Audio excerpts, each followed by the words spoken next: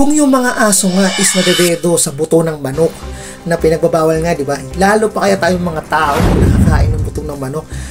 Sobrang risky, mga content creator. Wag mo tayo magpapaniwala sa mga challenge yan. Mukbang pa more, hinahamon yung mga netizen. Kapag may nagpa-challenge, gagawin agad-agad. Diba, mas pipiliin ko pang kumain ng hilaw na gulay. Ito, kakilala kong content creator na kaibigan ko, diba? Ito, kumakain lang po siya ng hilaw na gulay. Basta, hugasan maigi na mabuti. Mas, ito, ita-challenge ko pa to. Yung alugbati, talbos, kangkong, basta hilaw. Lahat ng leafy na gulay, carrots man yan, or mga repolyo. Diba? Basta gulay, hilaw. Okay pa sa akin to. Diba? Ito yung mga challenge ng mga ibang vlogger, content creator na gusto sumikat agad-agad in instant. Na lahat na lang ng mga humahamon na viewers, mga netizen na gusto. Ito, i-challenge mo ito ganyan. Diba? Huwag tayo magpapauto. Kasi nga ito na dedo dahil sa buto ng manok. Ito, kamakailan at rest in peace, no? Sa kapwa natin content creator na to, na vlogger. Content creator siya na nagbumukbang, na kumakain ng kung ano-ano at naniwala sa mga challenge dahil sa pera na may nagamon. Nabibigyan kita ng 20k at na KMJS na po to kung napanood nyo to na episode sa KMJS. Kamakailan lang, guys. Mga ka-triple R, sobrang hirap, sobrang risky. Ang dami ng mga content creator na gumagawa ng ganito. Yung tipong umakit sa puno. Nakaraan, di ba? Ilang months na nakalilipas na nalaglag siya sa puno dahil challenge na pinakit at naputol na bali, siya kasama, na aksidente. Yung challenge na binuhusan yung sarili niya ng gasolina. Diyos ko nimo, tapos sinindihan ng sarili. Naku po, nasunog, di ba? Nagkaroon siya ng 3rd degree burn, di ba? Na-hospital siya. Di ba?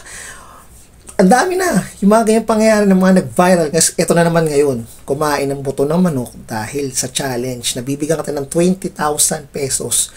Nung nahanap ng KMJS, kung nakapanood nyo yung episode na yan, bago kayong talagang judge, panoorin yung KMJS. At yung tao na yun na nagpa-challenge, naku po, hindi naman pala mayaman, di ba? O isa lang siyang ordinary tao, kagaya natin, na hindi naman may ganun. At sabi niya sa interview na hindi naman niya lubos maisip, nakakainin, na pinapa-challenge niya, nagagawin pala yung hamon.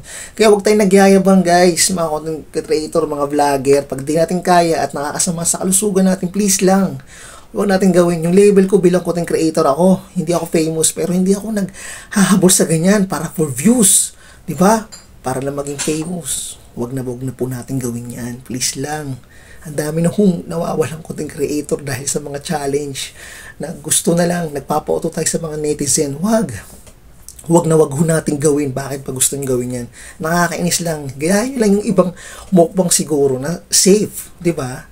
Yung tipong hindi naman nakakasama sa ating health.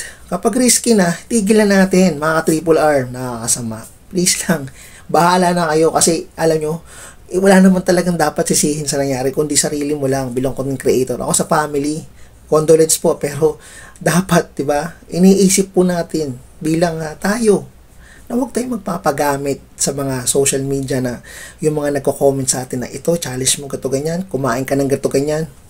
Huwag, isipin natin sarili pag medyo below the belt na, nakakasama na, huwag na po natin. So maraming salamat, this is Triple R TV at lesson learned na po yan sa iba na huwag na huntularan at hindi na po masundan yung mga ganyang pangyayari. No? This is Triple R TV, maraming salamat sa lahat ng aking subscribers. Please subscribe at sa aking F-page, Ka-Triple, at sa aking profile ko, Raymond Ruiz Reyes. Maraming salamat and peace out.